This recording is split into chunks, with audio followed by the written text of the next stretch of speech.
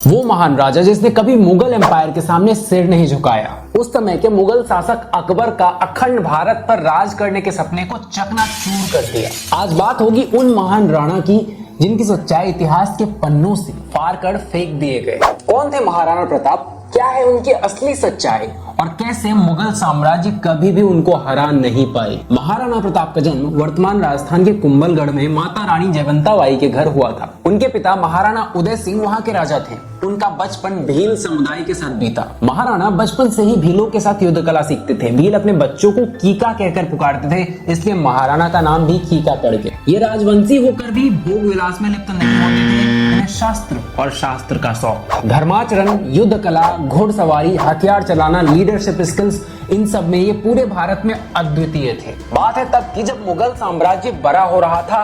बादशाह अकबर के नेतृत्व में राजपुताना के सारे राजा घुटने टेक रहे थे। सारे अपनी मातृभूमि को बेचकर सुकून की जिंदगी को तलाश कर रहे थे। बादशाह अकबर किसी भी कीमत पर मेवाड़ को जीतना चाहता था, लेकिन महाराणा झुकने के लिए तैयार नहीं थे। लेकिन अब बात आती है कि मेवाड़ इतना इंपॉर्टेंट क्यों था मुगलों के लिए। मेवाड़ बिजनेस प्रोस्पेक्टिव से और पॉलिटिकल प्रोस्पेक्टिव से बहुत ज्यादा इंपॉर्टेंट था मुगलों के लिए। दिल्ली और आगरा से गुजरात के बंदरगाहों तक व्यापार, वाणिज्य और सैन्य अभियान मार्ग महाराणा के राज्य से होकर गुजरते थे। दैट्स व्हाई ये बहुत ज्यादा इंपॉर्टेंट था मुगलों के लिए। मुगल इसे किसी भी कीमत पर छोड़ नहीं सकते। बादशाह अकबर बिना युद्ध के प्रताप को जीतना चाहते थे, इसलिए उन्होंने 4 राजदूत नियुक्त किए जो प्रताप को समझा सके। 1572 में जलाल खां, 1573 में मान सिंह, राजा टोडरमल और भगवान दास, ये 4 ऐसे राजदूत थे जो महाराणा प्रताप से संधि करने के लिए गए थे।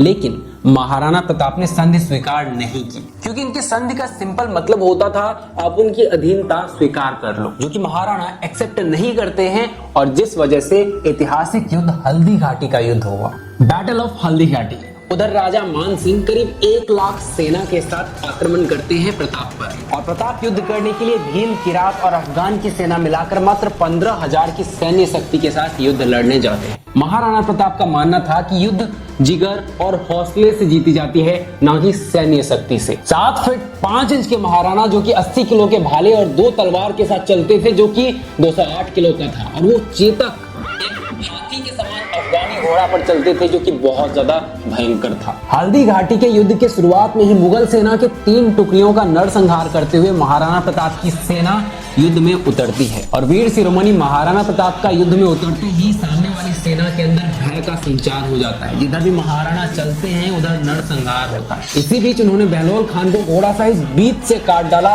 आज राणा जी युद्ध में शिव के समान रौद्र रूप प्रतीत हो रहे। किसी ने उनका सामना करने की साहस नहीं किया। आज मान सिंह उनके डर से छुप गया था हाथी पर जाकर। युद्ध में मुगलों की संख्या बहुत थी और संख्या बढ़ने की वजह से महाराणा प्रताप युद्ध करते करते युद्ध में फंस गए थे। महाराणा प्रताप खुद भी थक चुके थे, चोटिल थे, उनका घोड़ा भी घायल था, उसका एक टांग तलवार लगने की वजह से कट चुका था। लेकिन 28 फीट का नाला टाप कर पहले उसने अपने राजा को बचाया और फिर स्वर्ग से धार गया। राणा को मैदान छोड़कर जाना पड़ा, उनकी आधी सेना इसमें मारी गई। मेवाड़ का बचा राजपाट भी उनके हाथ से निकल गया। लेकिन ये कहानी का अंत नहीं था। महाराणा यहाँ से अरावली की पहाड़ियों में चले गए और इसी के बाद से ऐसे प्रसंग आते हैं जहाँ कहा गया है कि महाराणा घास की रोटियां खाते हैं, जमीन पर सोते हैं, लेकिन फिर भी अधीनता स्वीकार नहीं करते। कुछ प्रसंग ऐसे भी आते हैं जहां कहा गया है कि बादशाह अकबर ने यह फरमान जारी किया था कि हम आपको आधा हिंदुस्तान दे देंगे, बस आप मेरी अधीनता स्वीकार कर लो।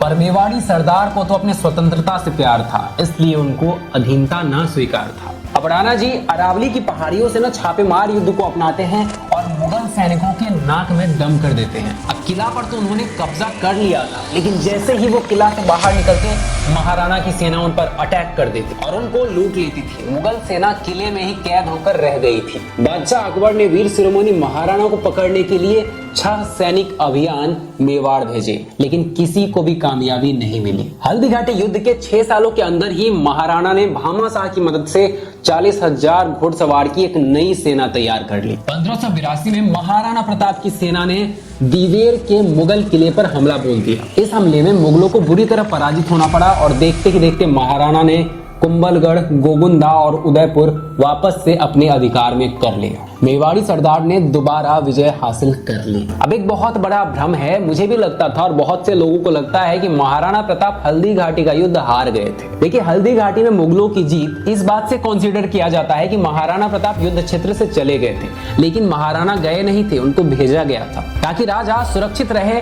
और युद्ध चलता रहे। और इसके बाद वही हुआ, युद्ध चलता रहा। महाराणा ने अपने छापेमार युद्ध से अपने सारे किले को वापस ले लिया। हल्दी घाटी युद्ध में जब मुगल सैनिक मेवाड़ पर आक्रमण करने निकले थे तो बादशाह अकबर ने सख्त निर्देश दिया था कि महाराणा प्रताप जिंदा चाहिए या मुर्दा चाहिए, लेकिन ना ही वो महाराणा को जिंदा पकड़ पाए और ना ही मुर्दा। जब सेनापति मान सिंह हल्दी घाटी के युद्ध के बाद मुगल दरबार पहुंचे तो बादशाह अकबर ने उनकी ड्योढ़ी बंद करने का फरमान जारी कर दिया, यानी ये इंसान अब दरबार में नहीं आ सकता। तो निश्चित ही इस बात से ये प्रमाण मिलता है कि हल्दी घाटी का कुछ कंक्लूजन ही नहीं निकला था। अभी आप पर डिपेंड करता है कि आप किसकी जीत कंसीडर करते हो। आप खुद ही कमेंट बॉक्स में बताइए जीत किसकी हुई। 57 की एज में राणा जी शिकार पर गए थे, जहां चोट लगने की वजह से उनकी मृत्यु हो गई। जब ये बात बादशाह अकबर को पता चली तो उनकी आंखों में भी आंसू आ गए। बादशाह अकबर दिल का अच्छा था और इसलिए महान बादशाहों में से एक माना जाता है। अश्रु भरे आंखों से कहा कि महाराणा प्रताप जैसा महान योद्धा मैंने आज तक नहीं देखा। ऐसे ही बहुत से महान योद्धा हुए हैं हमारे हिस्ट्री में जिनकी कहानी आप तक नहीं पहुंचाई गई। उन सारी कहानियों को हम आप तक लाना चाहते हैं, इसलिए हमारी series greatest warriors of India को सपोर्ट करें। भले इतिहास के पन्नों पर ये कहानियां दर्ज ना हो, लेकिन इसे हम हर एक इंडियन के दिल तक पहुंचा सकते हैं बस एक शेयर के साथ। इसे हर किसी के साथ शेयर करके हमारी मदद करें ताकि हम और भारत के वीरों की कहानी आप तक पहुंचा सकें। I hope you liked the video and अगर आपको पसंद आई है तो फटाक से एक लाइक कर दें एंड चैनल को सब्सक्राइब कर ले ऐसे ही रिसर्च कंटेंट देखने के लिए। Thanks for watching guys, love you all.